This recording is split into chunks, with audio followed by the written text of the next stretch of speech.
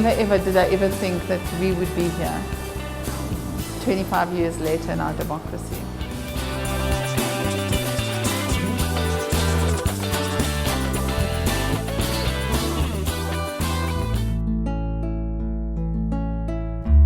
Cakes that will make your mouth water. Food equally appetizing. They're all made to perfection here at 180 degrees. This company is named after the temperature of these ovens. This cakes and confectionery business has been feeding South Africans for over 13 years, from coffee shops to hospitals and corporate canteens. Its owner is Poppy Zolas. She shelved her ledger book as an accountant for sugar, spice, and all things nice. It's been a great business to be in for Poppy and the 80 people she employs. But lately, even the smell of freshly baked croissants and succulent canapé is failing to keep her spirits up.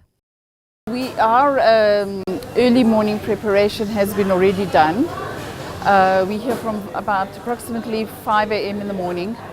We're due to go off at 8 a.m. We work with time constraints beyond your imagination. It's a constant, ongoing, very stressful situation. However, we prepare the staff. It's very important to prepare them for what's coming. And, any minute now we go down. It's difficult. These circumstances we're living under is difficult, especially in industry. Industry should never, ever, ever be load-shedded, never. We draw the most electricity, but that's what feeds the population. Jobs, jobs, jobs. On this day, in the month of March, South Africa's electricity company Eskom has warned there would be power cuts because of pressure to its system. Eskom said it would implement stage 4 load shedding. This is when 4,000 megawatts of power is cut across the country in stages. I see we haven't even gone out yet, so we don't even stick to the time. It is not as sweet to be in the cake business anymore. Load shedding has hit everyone in the pocket. Poppy tells me that if the power cuts continue, she will have to spend an extra 100,000 Rand this month in overtime, because when the power goes out, staff have to work longer hours to ensure orders are ready for delivery.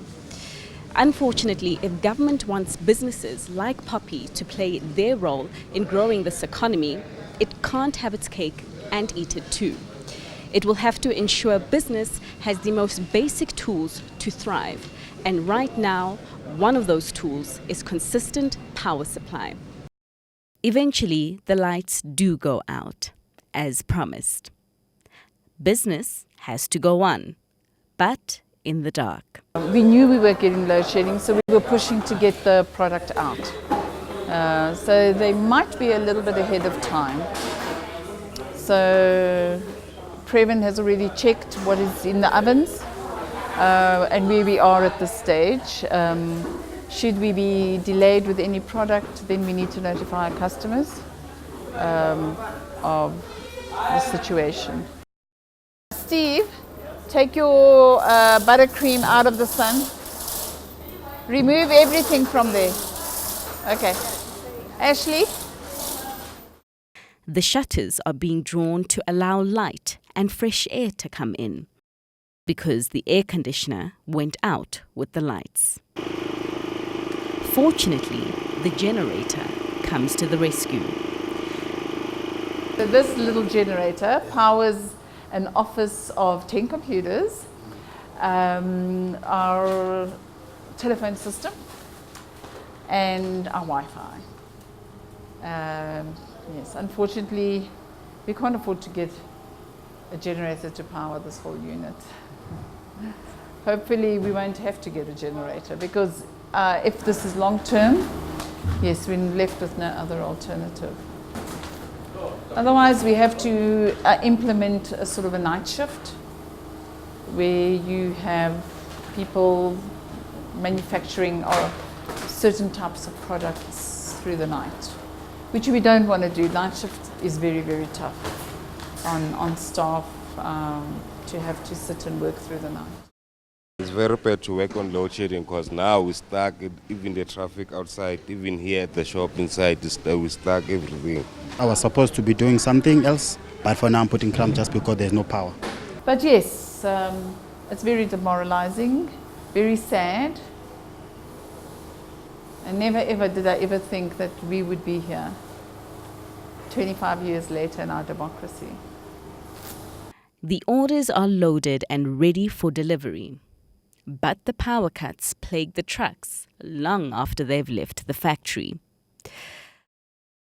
Every time the electricity goes out, so do the traffic lights, bringing cars to a standstill. We take a drive in the opposite direction from the congestion in Sandton to see how load shedding is impacting the residents of Alexandra. The shops are closed because of load shedding. I can't even buy food for my children. I have to go back to where I come from, so my children can at least go to bed with a meal. Load shedding is hurting us. There's no electricity here, and we don't even know when it goes. We have to find alternative means to cook, like paraffin. It's very stressful. It's bad. It's very bad. Customers are not buying kettles when there's no electricity. It is a serious problem. At home, it's a serious problem. My food gets rotten, especially when the power goes out for 12 hours. The meat rots in the fridge and becomes poisoned. And it's poisonous sometimes, you understand? This is one of the many townships in South Africa where government has failed to deliver basic services. It's a stark contrast to Sandton, the richest square mile in South Africa, even though Alex, as it is known, is just a few minutes' drive away. We find this car wash managed by Femi from Nigeria. He's been working here for 4 years. But today, not much work is being done. I wash only the outside. Without electricity, we can't do anything. Now we have some car we have already washed. There is no electricity to vacuum inside. Now all the customers, they say they can't pay because of the electricity issue. What brought me to South Africa is that I just come here to come and hustle, to come and do some business so that I can be helping my family. Then I didn't come here maybe to come and do something bad, or that is why I opened the car wash so that I can be using it to survive in South Africa. Then I will be using it to support my family wherever they are. Then now, since when the electricity is doing like this now, even though at home they are complaining, if South Africa is like this, why you can't come back home to come and, because we know that in Nigeria is the same. For others, the impact of load shedding is less direct. Like for Joseph, who doesn't need electricity to sew clothes. Or Mama Tembi, who can still sell bride meat to her customers because she has gas. But even they can't escape the pain of having no power. Load shedding affecta haholo ha ke le kontlong ha ke chaisa. Load shedding hurts me when I get home. At work, it's better because my sewing machines don't need electricity. But at home, when there's no power, I have to buy takeaways, which I haven't budgeted for.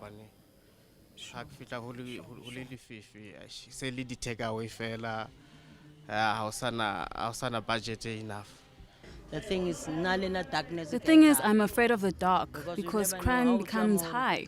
They have broken into my place twice, so when the power goes out, I close my gates because that's when the thieves know that, they won't be seen. But when there's light, you can recognize a criminal. So I feel like should dedicate. Experts say South Africa's economy loses close to 2 billion rand a day every time there are power cuts. Load shedding hurts economic growth, it dampens business activity, and hits many consumers in the pocket. But will these power cuts cost South Africa's ruling party votes at the upcoming national elections? The power problems don't sit well with me. Now, I don't know who I am going to vote for. I don't know if I will vote ANC or EFF because of load shedding. My food gets rotten and my kids can't study properly. I think load shedding is a good thing because we don't pay electricity. We bridge electricity. So people don't pay for power. And that's why Eskom can't pay its debt. Eskom needs to come door to door and install electricity meters in our homes. After the break, we hear how government plans to fix Eskom and what experts think should be done to keep the lights on. Certainly one has to look at short-term interventions, medium-term and then longer-term interventions. So on the short-term opportunities, one of the most promising ways of bringing several thousand megawatts onto the grid is to unlock the potential of the customer to be part of the solution, because customers are ready to install own generation on their own premises, including diesel generators, which are very expensive, I might say.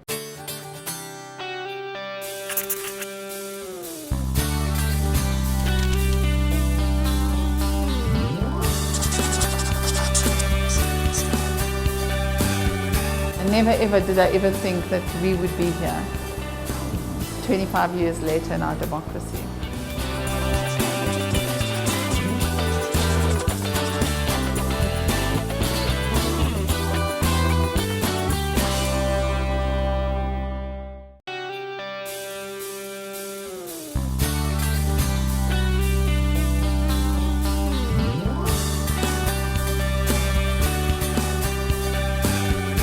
We have a plan for the winter season, which is the next 5 months, where there will be virtually no load shedding.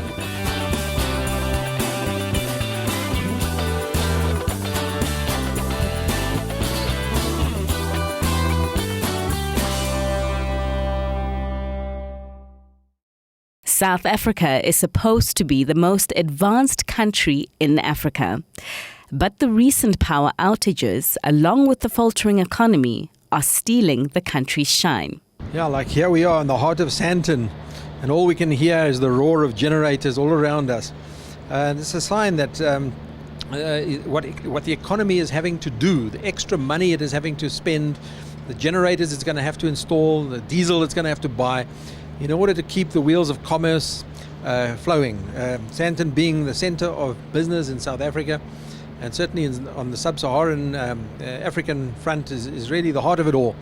And it's affecting the economy, it's costing the economy, it's costing the economy in confidence. Eskom wasn't always the biggest threat to South Africa's economy. It was once praised as the best state-run electricity company in the world. But years of poor oversight, bad governance, mismanagement, and corruption cast a shadow. To avoid a national blackout like this, the ANC government tried to ride to Eskom's rescue. It said it would give Eskom 69 billion rand over 3 years to help it keep the lights on. Government also proposed Eskom be split into 3 separate businesses to help it reduce 450 billion rand in debt. This was in addition to appointing a new board and task team to turn Eskom around. But what is going to fix it? Energy expert Chris Yelland takes us through what Eskom could look like in future. Starting point is, what do we have at the moment? So what we have is an entity called Eskom Holdings, SOC, state-owned enterprise, Eskom Holdings. And within Eskom, there's a generation activity, a transmission activity, and a distribution activity. And the restructuring that has been proposed by the public enterprises, by the Minister of Finance, by the President, is that as step number 1, they're going to ring fence these different activities into separate companies, all owned by Eskom Holdings. They will be subsidiary companies. The purpose of this creating 3 legal entities as subsidiaries is to drive debt and assets and people into these different entities so that they will each be separate companies owned by Eskom, and Eskom in turn is owned by the state, the government. So this is not privatization. It's simply the creating of 3 companies as subsidiaries within Eskom Holdings. But I see this as a kind of a first step and an important starting point in order to drive debt, assets and people into these different businesses. The next step will be to take this business of transmission, in my opinion, into a separate company owned directly by the state. Again, this is not privatization. This is taking this transmission company into a separate business with the state as a shareholder. Nothing to do with privatization. So why would one want to do this? It's to restructure the industry, and the ultimate end game is something like this: to have this transmission company here, which is also known as an ISMO, independent system and market operator, which buys electricity from Eskom generation. It also buys electricity from a whole lot of independent power producers, IPPs. It also buys electricity from what is known as the DOE peaker plants.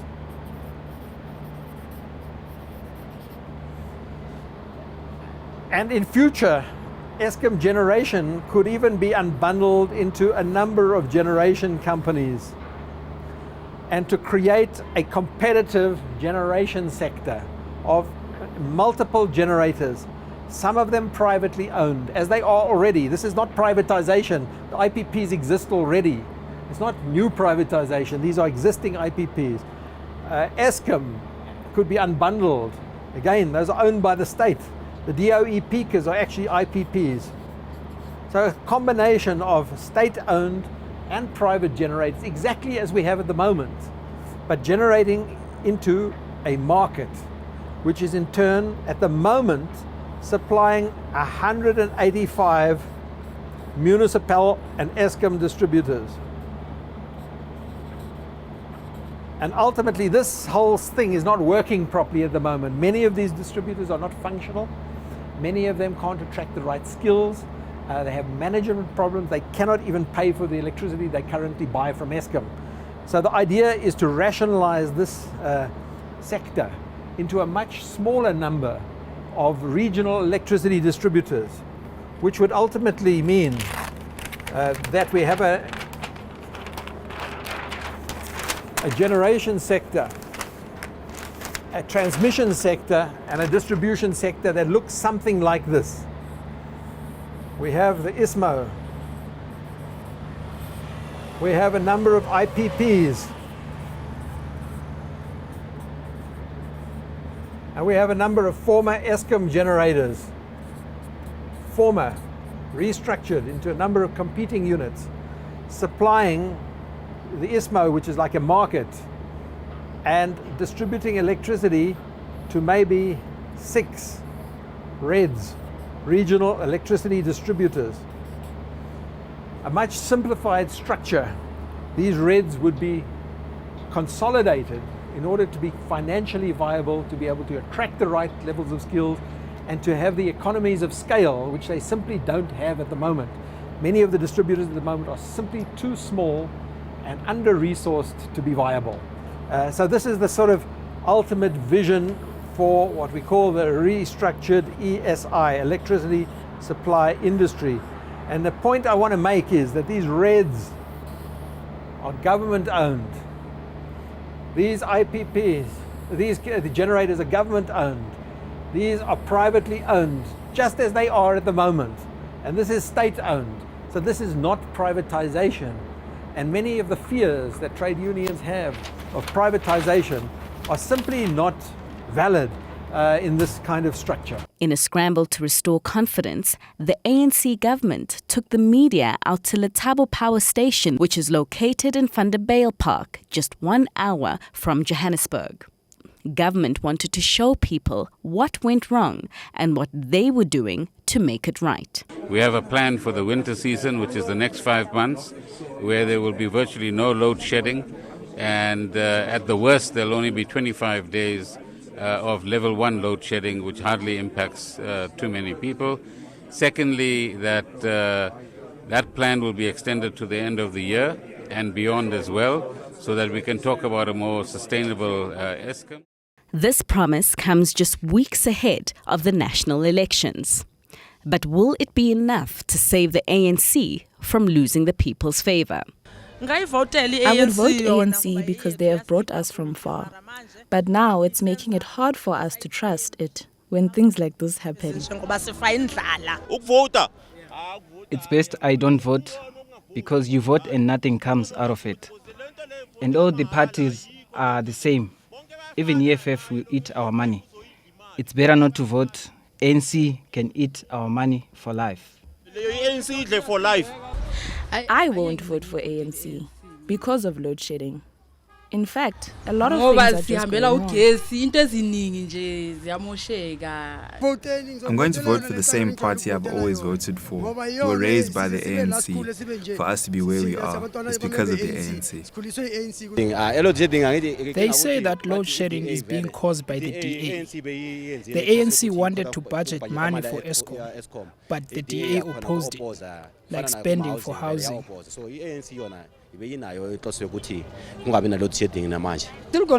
I'm going to vote for the ANC, but they just need to work and fix things. And what about business owners like Poppy, who government is relying on to create jobs? How will they vote? Over the past, I think, 10 years, our government hasn't been proactive. They have not done any forward planning. I'm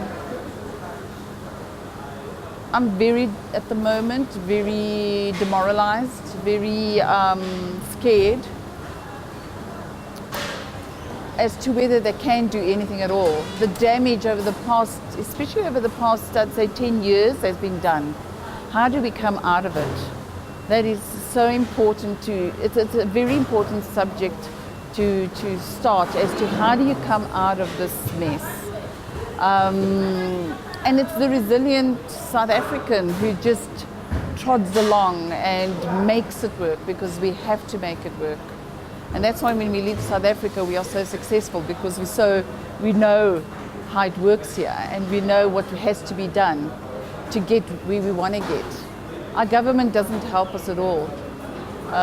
It's very sad. I wish they were there to help, especially the small businesses, because that's who employ the people, the masses. So my vote, I don't know. I definitely wouldn't vote for anyone who I feel is not backing us. Only time will tell just how much load shedding will cost the ruling party in votes. Even if the ANC retains the political majority it's held in democratic South Africa, it cannot afford to break the promise to deliver power stability. Doing so will cost South Africa dearly. It will cost the country investments, jobs, and may darken its investment-grade rating should Moody's downgrade South Africa to junk status in November. From electricity, the fortunes of elections and the economy hang. Fifi Peters reporting for CNBC Africa, Johannesburg.